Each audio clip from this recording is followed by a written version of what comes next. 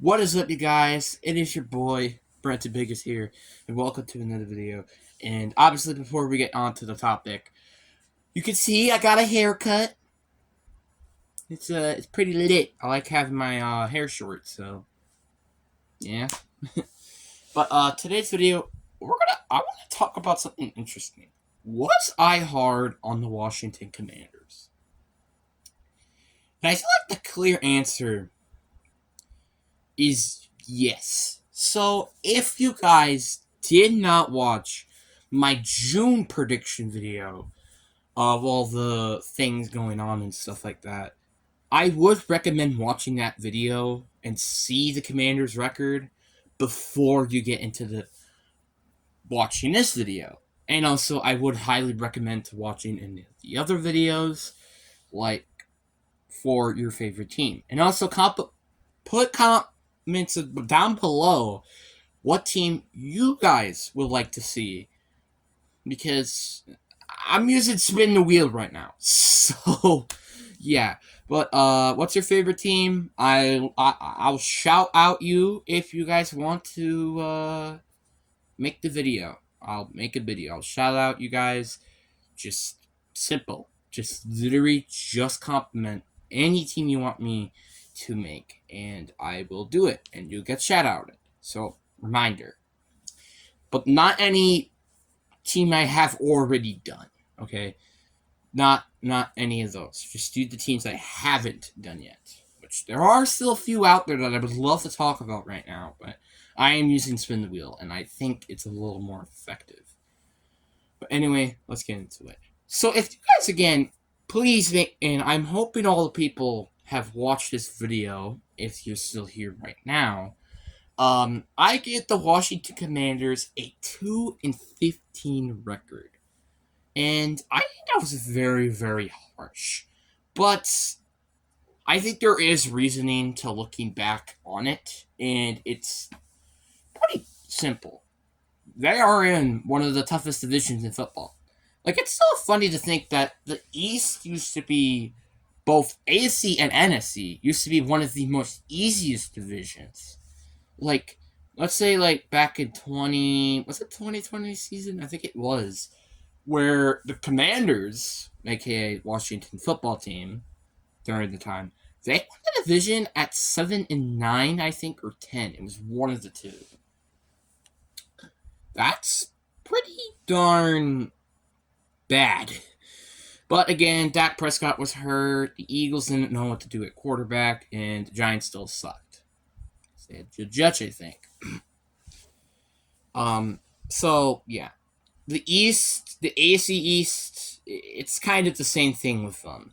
You know, Tom Brady left, but the only difference is with the Bills. So let's just completely ignore the Bills. The Jets, well, they're the Jets, and the Dolphins were kind of in rebuild during the time. So yeah, you can kind of see why all of these teams weren't really that good. It wasn't really until 2021 when the AFC East was kind of considered actually a good division, but 2022 completely changed the trajectory of most of these teams. Really, I mean, you could still say, "Oh, the Patriots stink," or "the Patriots stink."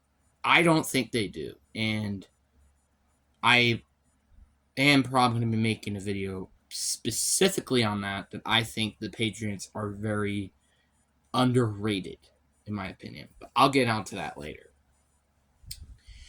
Obviously, in that Patriots video, again, if you want to see my opinion, make sure you compliment the video. But anyway, let's just get back into this division. So let's just take a look back at 2022 as this division. Kind of like what I like to do with a lot of teams in these type of videos. The Eagles, they won a Super Bowl. Giants made an unexpected playoff run and making it in the postseason, first off, with a shocking win against the Vikings. And then you had the Cowboys, which they usually make it in the playoffs and lose in humiliating fashion, which is what they did this year for 2 years in a row now. And then you had the Commanders, the only team that didn't make it into the postseason, which I honestly think was kind of sad to think about. Like, imagine you're the only team that didn't make it into the playoffs. Like, that sucks. And I had to deal with that last year. I mean, the year before. You know, right there. So, and now, obviously, they don't have Carson Wentz at quarterback. And I thought, oh, Taylor Heineke's going to be the next quarterback. Nope. Went to the Falcons. So they're relying on Sam Howell, who did make a start last year against the Cowboys, which that match didn't really matter. But there was a good sign of what we did see from him. The only problem is this is just one game. And that's a big issue. And the Cowboys, they didn't really even needed to win that game. They had absolutely no need. Unless the Giants beat the Eagles. That's the only other point. But that's just my opinion. So the Eagles, won. So it literally didn't matter what they did. They would have been the 5th seed. If they lost the game, if they won the game, they tied the game, it doesn't matter. No matter what, they were stuck with being the 5th seed. So that's something to just point out. They did not need to win this game. Technically. So that's just something to point out. Like, there wasn't a lot on the line. The only thing that was on the line is them to actually have the number 1 or 2 seeds. Which I don't even know if that would have mattered. But this is definitely a team that is very interesting, in my opinion. And their offseason, I think, was relatively not really, huge. I mean, I could be wrong, but I don't think they really signed a ton of good players. And I guess the best news they really had during the offseason is Dan Snyder still on the team, which, congratulations. Frick you, Dan Snyder. Just saying. And then you have their draft, which I think was a little interesting, not going to lie. You did have Will Levis on the board, but they went with Emerson Forrest, and I'm pretty sure Christian Gonzalez was still available, which that made that pick even more interesting. But their draft was relatively good. I think they were addressing mainly defense, which I guess outside of quarterback is kind of a need, and I guess O-line as well, so yeah, but let me just look at the team as a whole. Their defense, all the way back in 2020, was, again, one of the reasons why they actually ended up winning that terrible division during that time, was because of their defense. Like players like Kendall Fuller, Chase Young, because he was actually healthy, Ron Payne, Jonathan Allen, Montez Sweat. You had an amazing front seven with an amazing secondary. Not the best in linebackers. Definitely not because of the linebackers. But you could see that this is a very good defense. One, healthy. Chase Young has had issues in staying healthy, which that is a good question. Will they keep Chase Young or not? Which this is a very interesting question. I mean, if I was the GM, maybe not, but that's just my personal opinion. Just because, he had a really good rookie year. It's just he can't stay healthy, and that's a big issue. And you already have a ton of other good pass rushers like Montez Sweat, DeAndre Payne, and Jonathan Allen. Which, yes, Jonathan Allen is getting old, but you still have Montez Sweat and DeAndre Payne. So that's just something to point out. And then you have your secondary. Cameron Curl, Derek Flores, Merrick Forrest, again, you drafted this draft. And then you have Kendall Fuller. Those are some pretty big players to have in your secondary. Again, the only problem I can say about this defense is the linebacking core.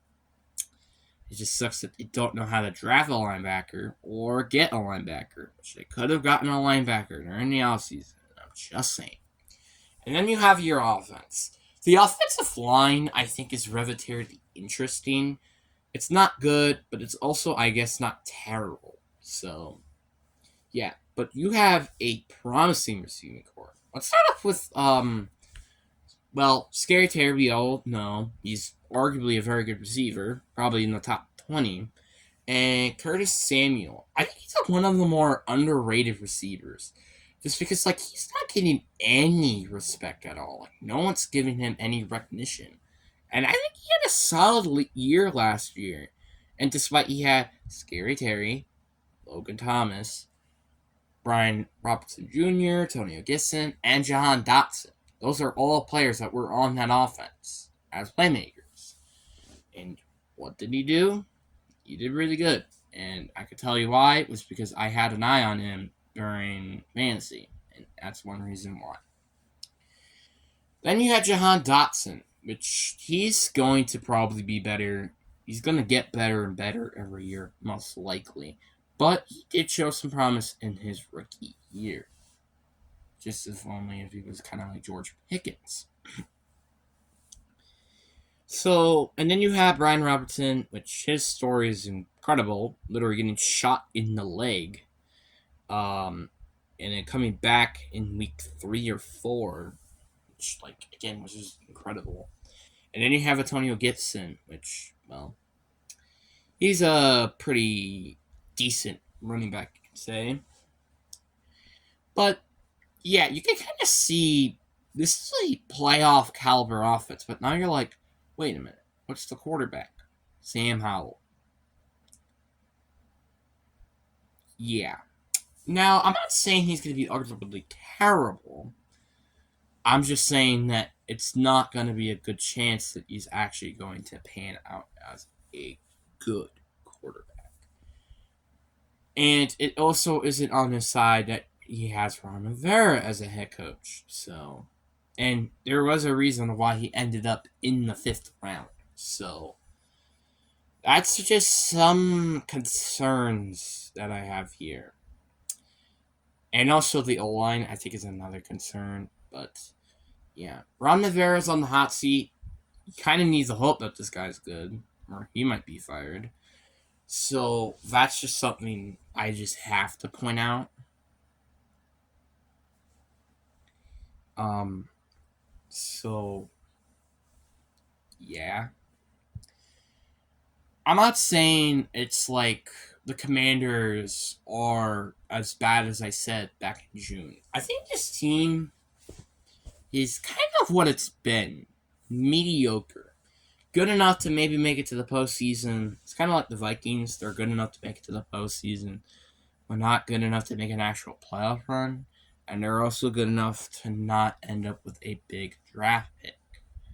So, like a top 10 draft pick for just any sort of example. So, that's just kind of what the Commanders are. And it's a little sad just to see. It's just what they are. But I really am hoping that this team can find a way to, you know, make their team better now with Dan Snyder now being gone. But anyway, that is going to be it. Hope you guys enjoy. Peace.